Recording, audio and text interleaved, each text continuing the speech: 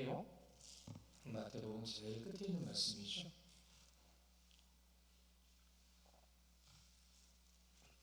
마태복음 28장 16절부터 20절까지 말씀입니다.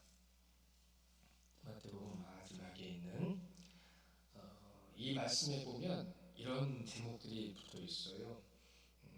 보면 대선언 그리고 지상명령 이런 제목들이 붙어 있는데 우리 한번 그것을 생각하면서 말씀을 같이 보기를 원하는데요. 우리 한 절씩 나눠서 보시겠습니다. 16절 제가 먼저 봅니다. 11 제자가 갈릴리에 가서 예수께서 지시하신 산에 이르러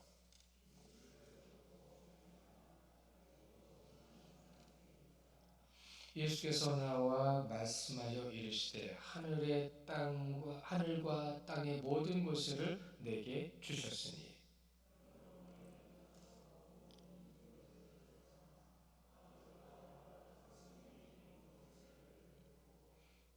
함께 봅니다. 내가 너희에게 분부한 모든 것을 가르쳐 지키게 하라.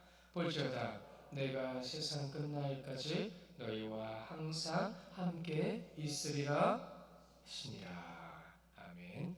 우리 영상 좀 준비한 게 있어요. 영상 먼저 같이 보실게요.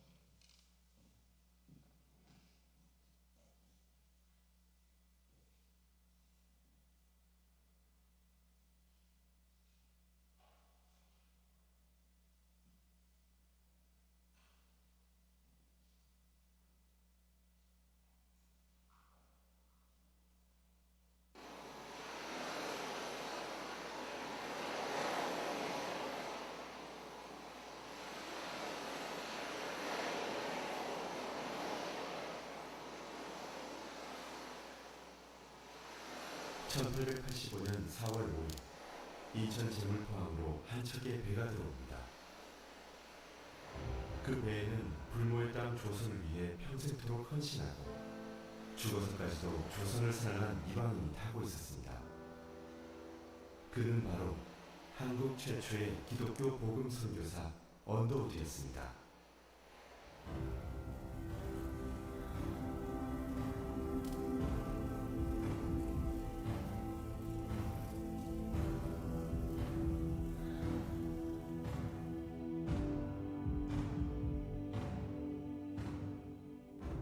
언더우드는 교육을 통해 인재를 키워내는 것만이 가난하고 약한 조선의 미래를 열어가는 길이라 생각했습니다. 언더우드는 알렌의 창원으로 세워진 한국 최초의 근대식 병원인 제중원에서 학생들에게 영어를 가르치기 시작하였고 이듬해 제중원 의학교가 시작되자 물리와 화학을 가르쳤습니다. 또한 서울 거리에 버려진 고아와 사생아를 모아 고아학당을 시작하였습니다.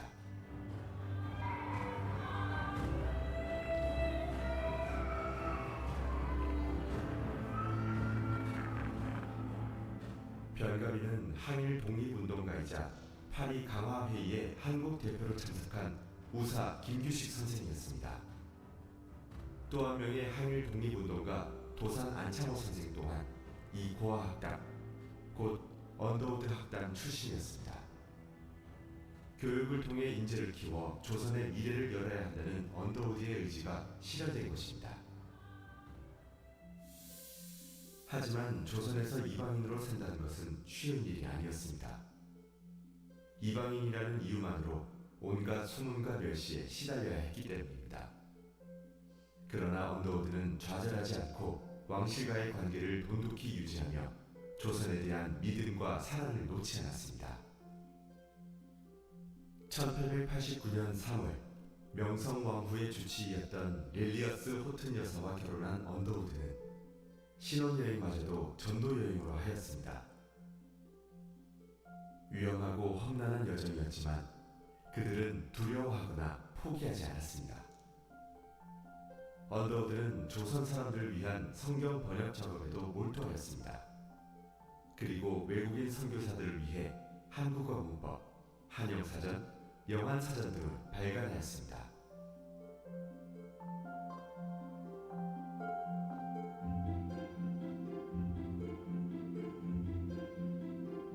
언더우드는 기독교 잡지와 신문 등 많은 문서들을 발간하는 데도 심혈을 기울였습니다. 그리스도 신문은 각 지역의 교회에 도움을 주기 위한 신문이었지만 조선인들에게 필요한 정보 또한 함께 실려 있었습니다. 이는 조선인보다 더 조선을 사랑한 언더우드였기 때문에 가능한 일이었습니다.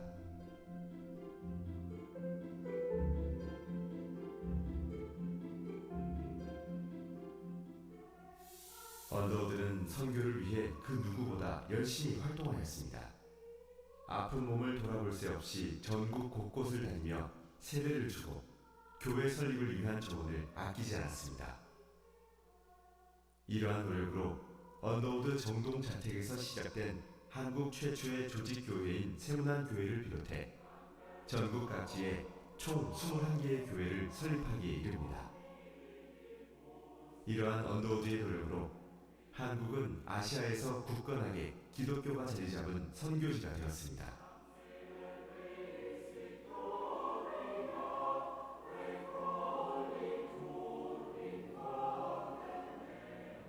몸을 돌보지 않고 조선을 위해 헌신하던 언더우드는 결국 병을 얻어 미국으로 안식년을 가게 됩니다.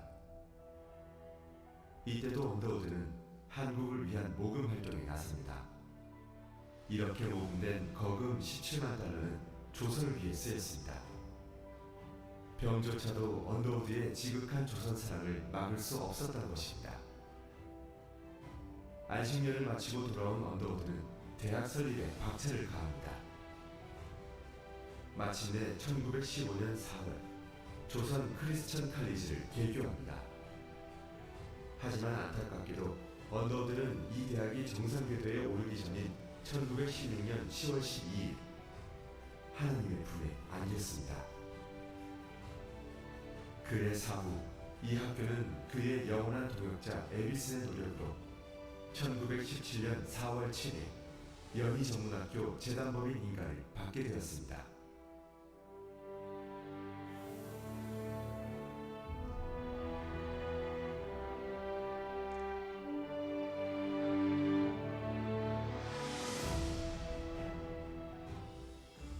언더우드의 유해는 그가 사랑하던 한국 땅에 바로 돌아오지 못합니다. 가족들은 언더우드의 유해를 한국으로 옮기는 비용까지 세운안교회 영신학교를 위해 기부합니다. 그의 유해는 1999년에야 서울 양화진 묘역으로 돌아왔습니다. 언더우드 가족도 한국에 대한 사랑을 이어갔습니다. 언더우드의 형인 존 T. 언더우드 또한 연희전문학교 설립을 위한 학교 부지 매입금을 기부합니다. 언더우드 가족 또한 언더우드만큼 한국을 사랑하고 한국 교육이 발전하기를 바랬던 것입니다. 그리고 그의 지극한 한국 사랑은 후손들을 통해 지금까지 이어져 내려오고 있습니다. 이세 원한경 박사는 3.1운동 당시 제한리 학살 사건 등 일본의 만행을 세계에 폭로하면서 조선의 독립운동을 도왔습니다. 결국 1941년 일제의 탄압에 의해 교장 자리에서 물러나게 됩니다. 3세 원희란, 원득한, 원재는 자진해서 한국전쟁에 참전합니다. 특히 훗날 한국에서 일생을 보낸 원희란 박사는 한국전쟁 당시 미국 해군 대비로 정전협정 당시에는 UN 수석 통역장비로 활동합니다.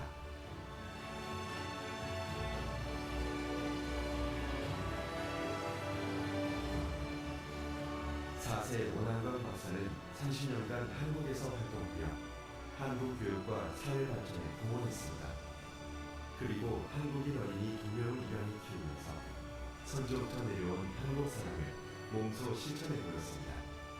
또 한 명의 사세 원한석은 지금까지도 한국에 머물며 한국 경제가 세계로 나아갈 수 있는 다리 역할을 하고 있습니다.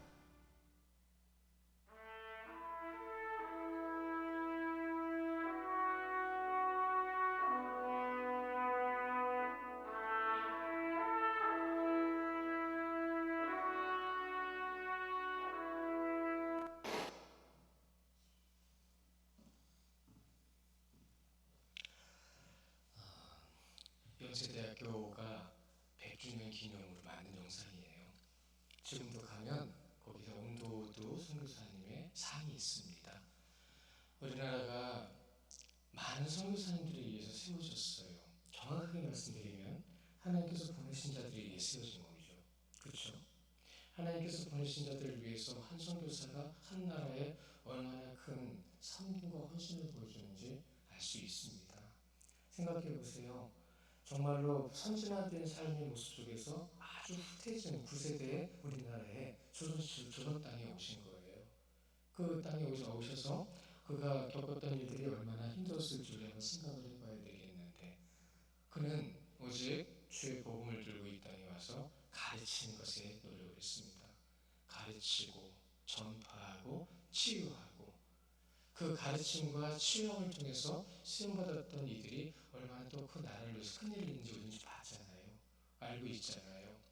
여러분이 그리스도인으로서 쓰임받을 때, 지금 사실 우리나라가 세계 많은 나라에 원조 받던 나라가 원조를 이렇게 크게 하는 나라가 우리나라밖에 없거든요. 가장 밑바닥에서 시작해서 이렇게 큰 성장을 이루어 많은 것을 누구에게 도움을 줄 수 있는 위치까지 온 나라는 우리나라밖에 없습니다. 그런데 그 나라, 이 한 나라를 하나님께서 사랑하셔서 당신의 사랑하는 일꾼을 보내신 거예요. 보내심을 통해서 무슨 일이 벌어졌는지 여러분 지금 앉아있는 이 자리를 통하여 그것을 증명해 내고 있는 겁니다. 우리도 모르고 나도 생각하지 못하는 일들이 누구에 의해서요? 하나님의 뜻에 의해서 이루어진 거예요. 그렇다고 한다면 오늘 이 말씀 가운데에서도 우리가 분명히 정말로 대선언이 무엇이고 지상명령이 무엇인지를 말씀 가운데 분명히 우리가 다시 한번 생각해야 된다는 거죠. 예수님의 가장 중요한 사역이 세 가지잖아요. 가르치는 것, 전파하는 것, 그리고 뭐죠? 고치는 겁니다. 치유하는 겁니다. 회복하는 거예요. 우리가 오전에 설교에 정말로 예수님께서 가르치신 후에 먼저 나가서 사역을 이루실 때 무엇을 하셨다고요? 가장 첫 번째로 나병 환자를 치유하셨어요. 나병 환자를 치유하신 이유와 목적의 의미가 무엇인지를 말씀드렸습니다. 그리고 나서 그들이 유대인들이 듣지 않는 누구에게 복음이 전해지기 시작해요? 이방인에게 전해지기 시작해요. 여러분 무서운 얘기지만 그 누구도 나를 찬양하지 않는다는, 내가 이 돌들어도 나를 찬양할 수 있다라고 말씀하셨습니다. 여러분이 이 자리에 안 계셔도 하나님은 누구든 이 자리에 채우실 수 있어요. 그런데 우리가 이 자리를 채워 하나님께 찬양할 수 있는 것은 은혜입니다. 그 은혜를 우리는 지금 이 자리에서 느끼고 누리고 하나님 앞에 나아가고 있는 거죠. 누구에 의해서요? 하나님께서 쓰임받기, 하나님께서 들어서 쓰시는 이들, 그 쓰임받는 자에 의해서요. 그럼 우리는 이 자리에서 지금 뭘 해야 된다는 거죠? 우리도 쓰임받아야 된다는 거죠. 어떻게 쓰임받아야 될지는 지금 알아가고 있어요. 알고도 계시고요. 우리는 무엇을 배우고 무엇을 나눠야 되는지도 알고 있습니다. 오죽하면 청교도인들이 영국을 떠날 수밖에 없었습니다. 그런 핍박과 어려움과 다툼과 분쟁 속에서 그들은 정말로 하나님을 온전히 믿기 위하여 그 메이플라워를 타고 그 넓은 바다를 건너가서 미국 동부에 도착했잖아요. 그 과정에서 절반 이상이 죽었습니다. 그 안에서도요. 그러나 누구도 신앙을 잃지 않았어요. 그 안에서 배고프고 힘들었습니다. 누구도 신앙을 버리지 않았어요. 도착한 상태에서도 먹을 것도 없고 힘들었지만 누구도 신앙을 버리지 않았어요. 그러한 모습 가운데 그들이 가장 먼저 한 게 무엇이라고요? 교회를 세운 거죠. 비가 오고 바람이 불어도 몸을 피할 것이 없어도 집을 짓지 않고 뭘 먼저 지었다고요? 교회를 먼저 지었다고요. 여러분은 여러분의 마음에 하나님의 성전이라고 했잖아요. 너희가 하나님의 성전인 것과 너희 모든 삶 가운데 성령이 함께 계신다는 걸 알지 못하냐고 말씀하셨잖아요. 그러면 우리가 우리 안에 성전을 어떻게 세워야 되는 거예요? 무엇으로 세워야 되는 거예요? 나는 배우고 있습니다. 우리는 함께 나누고 있습니다. 그래서 우리의 삶은 복음 전파의 삶이 되어야 합니다. 그럼 여러분의 삶을 통해 무엇이 나타나야 되는 거예요? 치유의 역사가 나타나야죠. 회복의 역사가 나타나야죠. 그런 역사가 나타나는 삶을 통해서 하나님께 영광을 돌림을 통해 하나님께서 영광을 받아주신다 하셨습니다. 이 조선 땅에 아무것도 볼 거 없고 처음에 돌아온 토마스 선교사는 땅에 디디자마자 사망하셨어요. 순교하셨어요. 원도조 선교사는 드디어 그곳에서 얼마나 우리나라 사람들은 좀 아실 거예요. 특히 여기 계신 분들은 아시는 분들 많으실 거예요. 옛날에 부모님들 세대가 어떻게 살았는지, 얼마나 노름과 술과 전쟁 이후에 가난과 고통과 타락의 모습 속에 살아왔는지 많이들 알고 계실 거예요. 그들을 전도하기 위해서 애썼다고 생각을 해보세요. 이거는 정말 말할 수 없는, 이 조선 땅에 너무나도 많이 팽배해져 있던 어떤 타락의 모습들이 가운데서도 복음을 전하기 위해 애썼던 그 모습, 우리가 지금 영상을 보니까 영상을 그랬구나 저랬구나 이런 모습들이 있었구나라고 생각할 수 있겠지만, 여러분 상상을 초월하는 일들이 있었다는 거예요. 상상을 초월하는 일들이. 그렇다고 그를 파송했던 미국이 잠잠했느냐? 그것도 아니었어요. 우리나라에 파송된 선교사들이 다 똑같이 동일하게 겪었던 것 중에 하나가 뭐냐면, 현지에서의 어려움과 나를 파송한 나라에서의 분쟁이었습니다. 안팎으로 오는 이 분쟁과 어려움 속에서 그 복음을 전해야 되는데, 복음을 전하기 위해서는 딱 한 가지 영혼 구원이에요. 생명을 살리기 위한 노력이었다는 거죠. 그러한 노력을 위해서 애쓰고 노력했던 그들의 모습, 우리는 지금도 선교사들을 파송하고 아까도 기도했죠. 계속 앞으로도 기도해야 합니다. 집을 떠난 거죠. 내 가족을 떠나고 내가 살던 곳을 떠나고 내 나라를 떠나서 언어가 통하지도 않고 문화가 다른 그곳에 가서 복음을 전한다. 예전보다 많이 개화되고 예전보다 많이 성장화되었다고 하지만은, 그래도 그곳에 가면 그들이 가지고 있는 그들만의 악함들이 있어요. 그들의 악함이 얼마나 무겁고 힘들고 지치한지 우리는 몰라요. 우리는 안 겪어봤으니까요. 그런데 우리는 이곳에서 우리와 함께하는 성도들 안에서도 어떨 때 보면 꼭 선교하는 느낌으로 성도를 대하는 느낌을 받을 때도 가끔 있습니다. 생각이 너무 다른 거예요. 내가 말을 하는데 내 말은 알아듣지 않고 본인이 이해한 것만 얘기할 때가 있는 거예요. 왜 우리에게 그런 모습이 있을까요? 우리는 연합하여 선을 이루고 합하여 하나님 뜻 가운데 뜻을 이루어야 된다고 말은 하지만, 정말로 연합이라는 것이 무엇인지를 알아갈 때에 선교사님들을 통해서, 아니요, 하나님께서 사랑하신 자들을 통해서 보내주신 주의 복음과 말씀을 통하여 우리는 이곳에 지금 무엇을 하고 있느냐, 이렇게 놀라운 성장을 이루었잖아요. 이렇게 놀라운 성장을 이룬 이때에 어느 때보다도 발전된 시대를 살아가면서 더 많은 사역을 감당하고 더 많은 선교를 감당할 수 있을 거라고 생각을 하지만, 오히려 어떤 교단은요, 이런 교단도 있습니다. 안수받고 나 선교하겠습니다, 이렇게 교단에다 얘기를 하면 전폭적으로 지원해주는 교단이 있어요, 우리나라에. 그래서 그렇게 선교하신 분들이 많아요. 그런데 안타깝게도 거기에 패턴이 생겼어요. 거기에 생긴 패턴이 이런 겁니다. 한국에서 사역을 하다가 힘들잖아요. 야, 선교 가면 다 대준대. 그래서 선교 가시는 분들이 있어요. 그분들 거의 3년 안에 다 돌아옵니다. 왜요? 선교 사명이 아니잖아요. 이 국내 사역을 못하니까 이것저것 다 대준다니까 가자, 이런 마음으로 가는 것이 선교가 될 수 없잖아요. 다시 돌아온 분들, 그분들 중에 한두 번 제가 만난 적도 있어요, 기도원에서. 근데 선교 없이 사라져요. 선교는 우리가 계획할 수는 있고, 우리가 파송해 드릴 수도 있고, 우리가 어떤 것에 대해서 노력할 수는 있겠지만, 모든 계획과 뜻은 하나님께 있는 줄 믿으시기 바랍니다. 하나님께서 하셔야 돼요.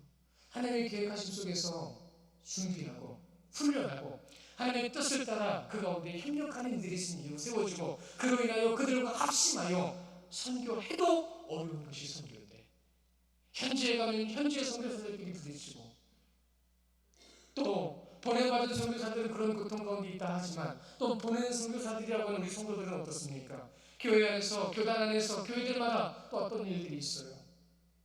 자기 이름 걸고 하려고 하는 교회들, 자기가 원하는 대로 사역하고 자기 원하는 대로 자신을 유지하려고 하는 목회자들, 그래서 건강이 흔들리고 오히려 교회까지 어려워지는 일들을 겪는 현실을 보고 있는데, 우리 최영천 선교사님이 그걸 겪으신 거예요. 교회 이름, 우리 교회 이름 걸어주십시오. 내가 원하는 사역으로 이끌어 가십시오.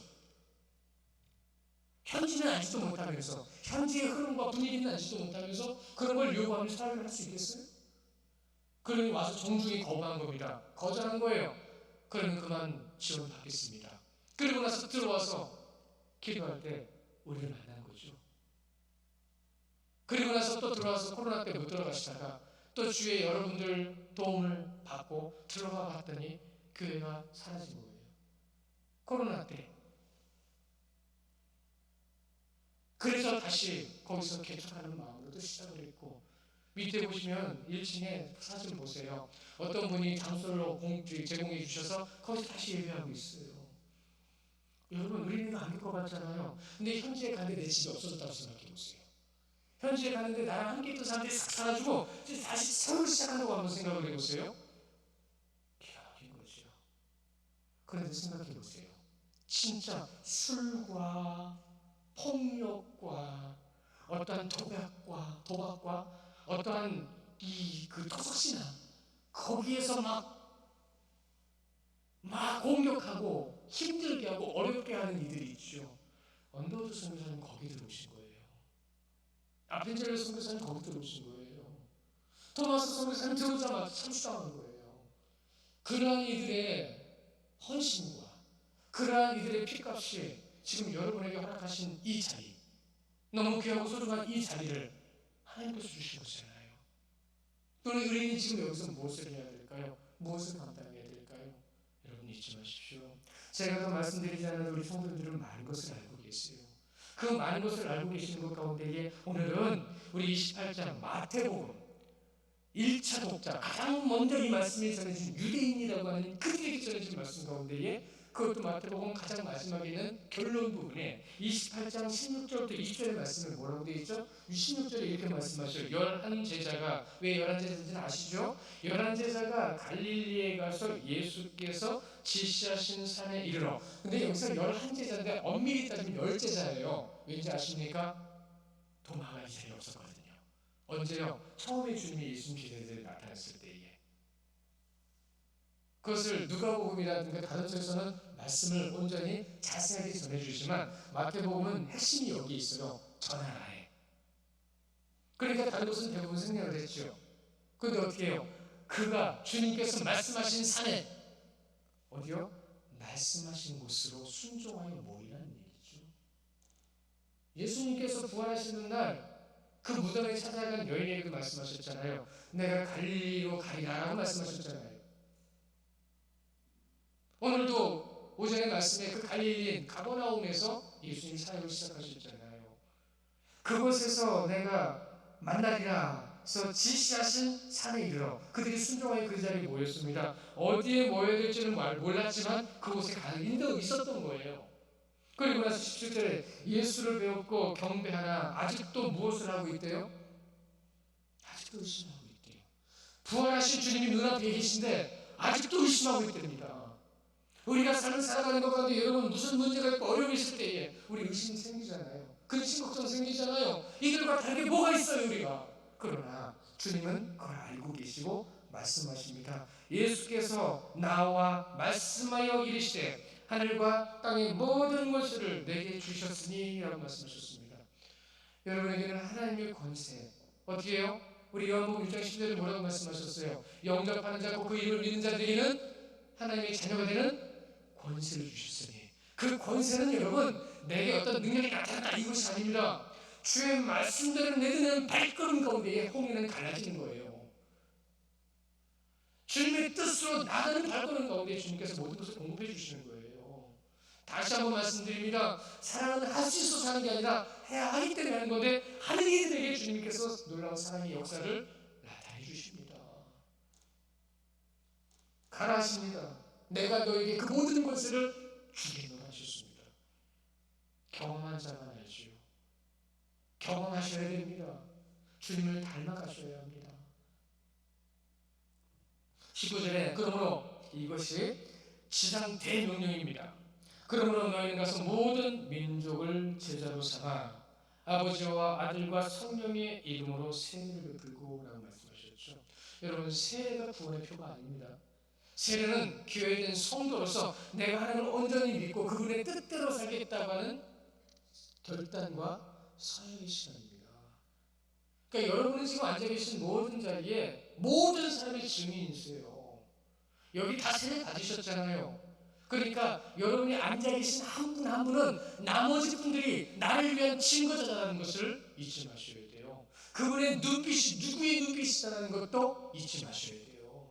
우리는 누구의 눈빛으로 바라봐야 되는지, 누구의 마음과 관점과 시각으로 나가야 되는지를 분명히 말씀해 주시는 거예요. 세례를 베풀고 내가 너에게 분부한 모든 것을 가르쳐 지키게 하라. 우리는 오늘도 이렇게 주일로서 하나님 앞에 나왔습니다. 특별히 우리는 5주는 선교주일이라고 해서 우리가 마음을 모으고 뜻을 모으고 애쓰는 자리에서 함께 예배하는데, 오늘은 언더우드 선교사님을 통해서 그가 살겠던 사역의 모습을 보고, 또한 그가 세우신 연세대학교에서 100주년 기념을 통해서 만든 영상도 우리는 이렇게 볼 수 있는 기회가 있었습니다. 사실 뒷부분은 편집을 했어요. 왜냐하면 뒷부분은 학교만 나오거든요. 근데 재미있는 이유가 있더라고요. 지금도 그런지 모르겠는데 연세대학교는 일본어 학과가 없답니다. 대부분 유니버스 종합대학교에는 언어학과 중에 한중일 3국어는 거의 다 있거든요. 언어가 배워 가르쳐주는 곳이. 근데 연세대학교는 일본어가 없어요. 왜 없는지 아십니까? 일제치하 때 그 학교를 세워가는 것 가운데에 일본인들이 나와서 이 언더우드 선교사를 교장장에서 끌어내려버린 거예요. 모든 시죠. 우리에게는 알지 못하는 역사들이 참 많습니다. 우리 가운데는 찾아보지 않기 때문에 모르는 일들도 너무 많습니다. 그러나 그러한 역사적인 어떤 사정과 상황과 내용보다 더 중요한 건 여러분 이런 겁니다. 주의 말씀. 오직 주의 말씀으로 주의 뜻으로 세워지고 승리하시는 우리 귀한 성도님들 되시기를 주님의 이름으로 축원합니다. 우리 시간 기도할까요? 우리 시간 기도할 때 정말 하나님께서 우리에게 원하시는 것이 무엇인지요?